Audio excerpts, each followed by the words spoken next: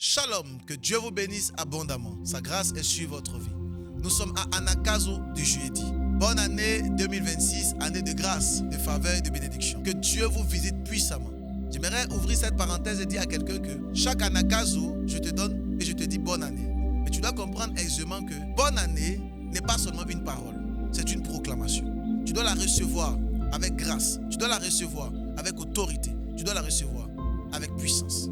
2026, je te l'ai dit, la semaine passée, est ni bonne ni mauvaise. 2026 prendra le caractère de celui qui le détient. 2026, dans la main d'un paresseux, sera une année de paresse et de pauvreté. 2026, dans la main d'un homme de force, de grâce et de puissance, qui a pris des décisions et des résolutions d'être dans la maison de Dieu, de chercher Dieu et d'être fidèle dans ses dîmes et dans ses offrandes, cette personne passera à un autre niveau. Alors tout dépend de toi. 2026 dépend de toi.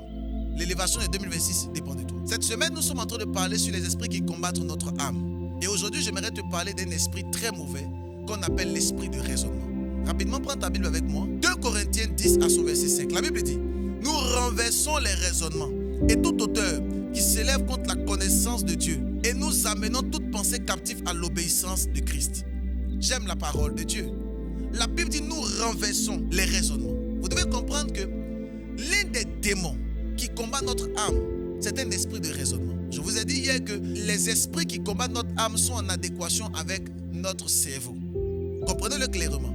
Dans notre cerveau n'est pas caché l'esprit. Dans notre cerveau est aussi caché le lien entre l'âme et le cerveau.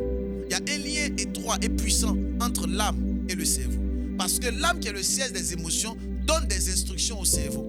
Et le cerveau agit en fonction de ses émotions. Voilà pourquoi vous allez voir quelqu'un qui est affecté dans son âme par une mauvaise parole. Automatiquement, elle commence à pleurer. Elle est triste. Le cerveau a donné une instruction pour qu'elle puisse être dans un état en fonction de ce que l'âme a décidé.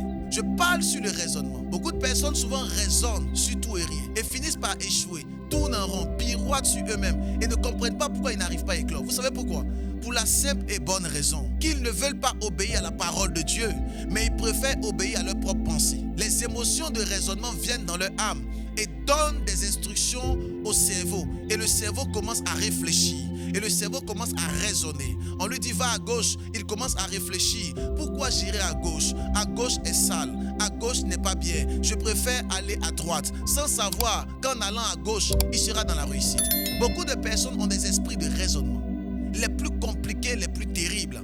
Aux États-Unis, au Canada, en France, en Suisse, en Chine, en Côte d'Ivoire, au Cameroun, dans le monde entier, les hommes souffrent par un démon dans l'âme, qui est l'esprit de raisonnement. Ma prière pour toi à ce Anagkazo de ce jeudi, c'est que Dieu te libère de tout raisonnement par la puissance du Saint-Esprit. Toute forme de raisonnement qui se lève contre ton âme et qui te pousse à être mélancolique et à beaucoup réfléchir, que ces esprits te libèrent. In the mighty name of Jesus, je déclare ta libération par le feu de Dieu.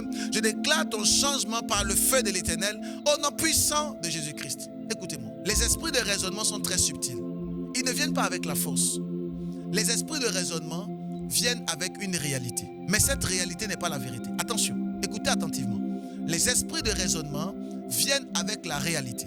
Mais cette réalité n'est pas la vérité. Comprenez-le clairement. Le raisonnement, le fait de beaucoup raisonner, est un projet de Satan. Si cette parole t'a fait du bien, abonne-toi, mets les cœurs et partage. Invite le maximum de personnes à suivre nos émissions Anagkazo de ce matin. 6 heures, l'Esprit de Dieu nous transcende. Que Dieu te bénisse et que toute forme de raisonnement soit ôtée au nom puissant de Jésus-Christ. Mets les cœurs et partage. Shalom.